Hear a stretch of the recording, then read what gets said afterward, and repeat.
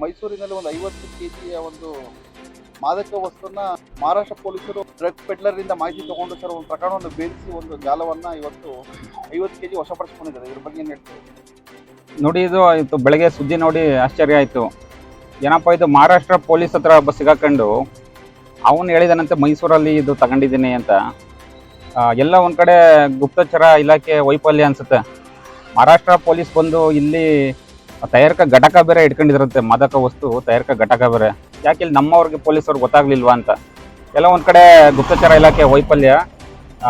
ಏನಿವತ್ತು ಒಂದು 50 ಕೆಜಿಗೂ ಹೆಚ್ಚು ಮಾದಕ ವಸ್ತುಗಳನ್ನ ವಶಪಡಿಸ್ಕೊಂಡಿದ್ದಾರೆ. ಅದು ಇನ್ನೂ ಇರ್ಬೋದು, 500 ಕೆಜಿ ಇರ್ಬೋದು, 5000 ಕೆಜಿ ಇರ್ಬೋದು. ಹಿಂದೆ ಎಷ್ಟು ಕೆಜಿ ಮಾರಾಟ ಮಾಡಿದಾರೋ ಗೊತ್ತಿಲ್ಲ.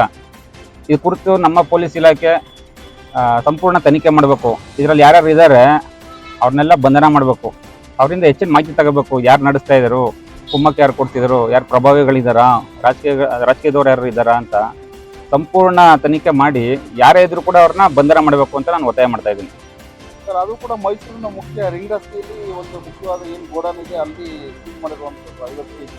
ಇಲ್ಲ, ಅದೇ ರಿಂಗ್ ರಸ್ತೆ ಅಂತ ಗೊತ್ತಾಯ್ತು. ಮೋಸ್ಟ್ಲಿ ಇದು NR ಕ್ಷೇತ್ರ ವ್ಯಾಪ್ತಿ ಬರುತ್ತೆ ಅಂತ ಅನ್ಕೋತೀನಿ.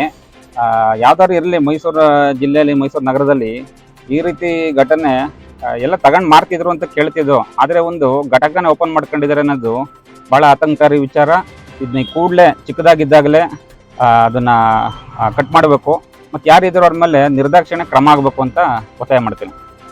ಸರ್, ಹಾಗೆ ಕೂಡ ಗುಪ್ತಚರ ಇಲಾಖೆಗೆ ಆಗಿರ್ಬೋದು, ಗೃಹ ಮಂತ್ರಿಗಳಿಗೆ ಈ ಬಗ್ಗೆ ಏನು? ಗೃಹ ಮಂತ್ರಿಗಳಿಗೆ ಇದನ್ನ ಗಂಭೀರವಾಗಿ ಪರಿಗಣಿಸ್ಬೇಕು. ಅವರು ಒಂದು ರೀತಿ ಗುಪ್ತಚರ ವೈಫಲ್ಯ ಅಂತಲೇ ಹೇಳಕ್ಕೆ ಇಷ್ಟಪಡ್ತೀನಿ.